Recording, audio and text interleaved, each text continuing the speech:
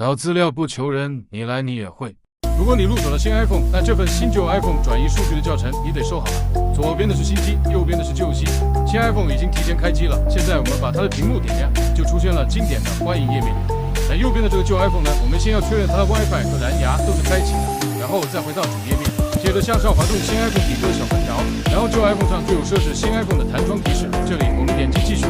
在这一步，旧 iPhone 会验证我们的面容 ID， 出现这样的圆形界面后，我们需要用旧手机去扫描新 iPhone 上的图案，扫描完成后就会自动进入下一步。接下来的步骤就是等待，并且按照新旧 iPhone 上面的提示一步一步的操作。这里的操作很简单，朋友们按照手机上的提示慢慢跟着操作就行了。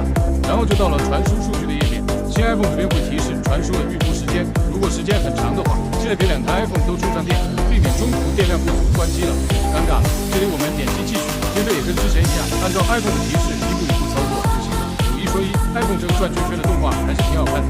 接着新旧 iPhone 就到了正式传输数据的页面，再次提醒朋友们，在数据传输过程中，请保证2台 iPhone 的电量充足。如果显示传输的时间很长，请马上给你的新旧 iPhone 都充上电。新 iPhone 的数据导入完成后，旧 iPhone 上就会提示传输完成，而左边的新 iPhone 就会自动重启。等新 iPhone 重启完成，我们轻点新 iPhone 的屏幕，发现新 iPhone 锁屏和旧 iPhone 一模一样。在旧 iPhone 上，我们点击继续，它会提示是否抹掉旧 iPhone 上的数据。我建议先不要抹掉，而是先用几天新机确认没问题后，再抹掉旧 iPhone 上的数据。我们再对比一下新旧 iPhone， 2个锁屏是一模一样的，桌面的样式和布局也是一模一样的。滑动看看别的页面，还是一模一样。